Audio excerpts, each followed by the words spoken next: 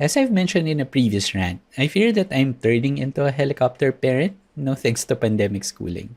To those unfamiliar with the term, helicopter parenting refers to the act of hovering over the kids' activities and schoolwork. Helicopter parents think that by meddling with their kids' affairs, they're helping them succeed. On the contrary, though, this way of parenting supposedly affects kids negatively, since they're often shielded and spared from the mistakes and pain that are supposed to help them learn, develop, and grow. I personally subscribe by the notion that my mission as a dad is not to prevent the kid from screwing up and shielding them from things, but to avoid contributing to things that would further mess her up for life.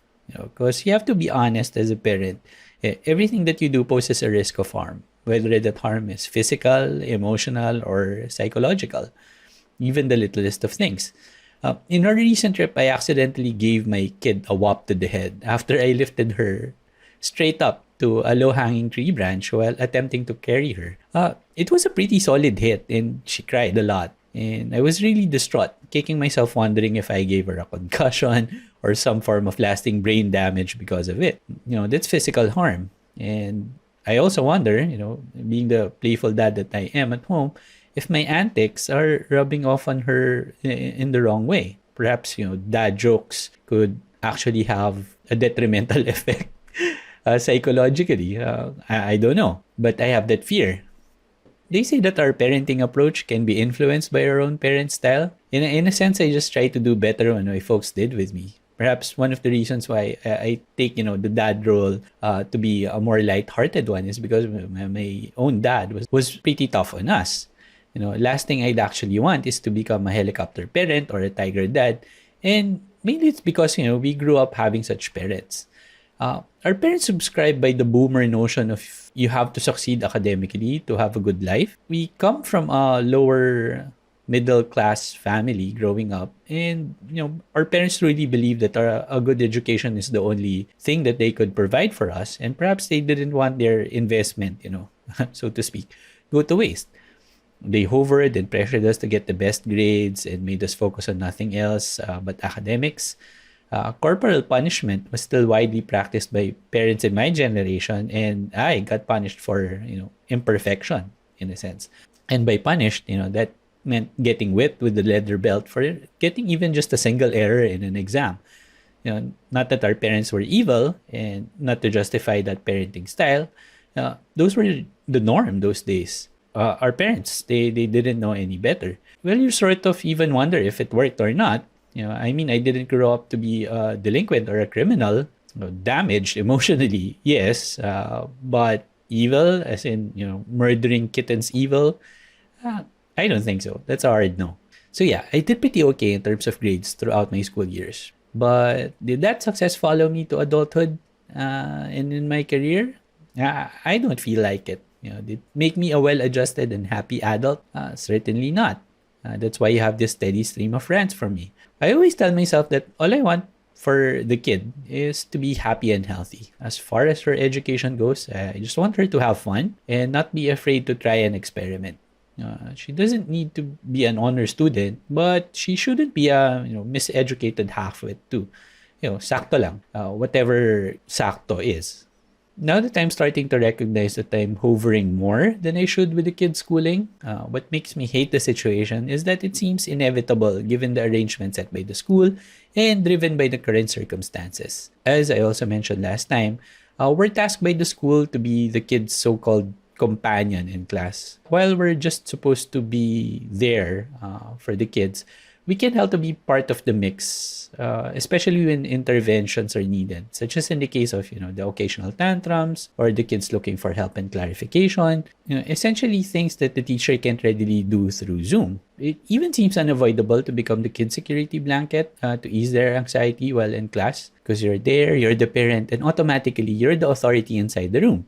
This makes you realize how much of early childhood education seems to really depend on, face-to-face interactions, touch, socialization, and perhaps, importantly, a separate learning environment away from their usual comforts at home. Much as I try to let the kid be independent and let the teacher handle as much as she can, you can just feel that you have to step in a lot of the time. I don't think I'm alone in this.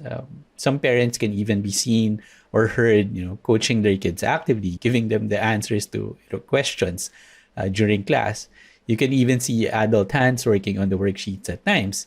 And when it comes to the projects, it's obvious that the parents were the ones doing most of the work, especially that the quality of submissions isn't exactly what you'd expect from kids in the kindergarten.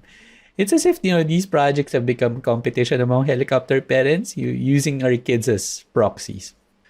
Now, what even compounds the problem for my case is that I am an overly critical bastard, which I've discussed in a past video.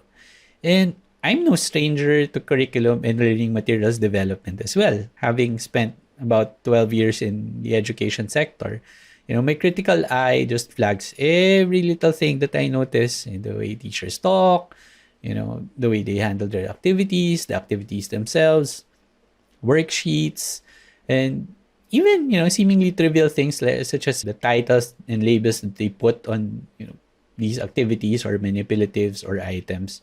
I have to curb myself constantly so as not to make a big deal out of everything. And it's pretty taxing. Honestly, the kids' schooling is giving me anxiety that it takes me more energy to put on an enthusiastic face to encourage the kid that school is fun. Being her companion drains me more than my usual work. I can't wait for the day when my role would shift to me just dropping her off and fetching her from school. If that would even be possible anytime soon.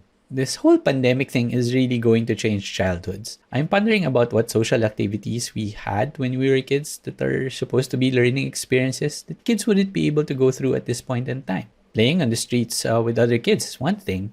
In class last week, the kids had a discussion about Philippine games, and the talk just went over their heads. They're not really familiar with Luksong Tinik, Tumbang Preso, Agawan Base. Thinking about the timing, when's the opportunity for them to learn about these things? They haven't been able to play around with kids their age for 2 years now because of the pandemic and the lockdowns. And it's tougher when you have an only child. So what other activities? Like perhaps things like buying candy from the neighborhood sari-sari store. It's supposed to teach you things such as initiating talk, turn taking in conversation, basic arithmetic. But nope, transactions in the neighborhood store are now conducted, with a seemingly disembodied hand through a small opening in layers of plastic cover. I don't know how that would affect, socialization because transactions these days are pretty impersonal. What else?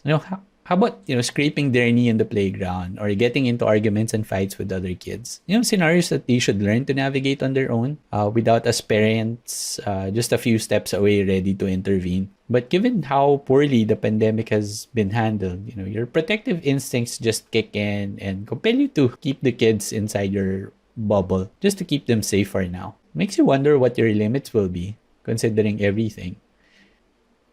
I don't even know if I'd be able to shake off being a helicopter parent once all of this is over. Or perhaps, I am a helicopter parent now.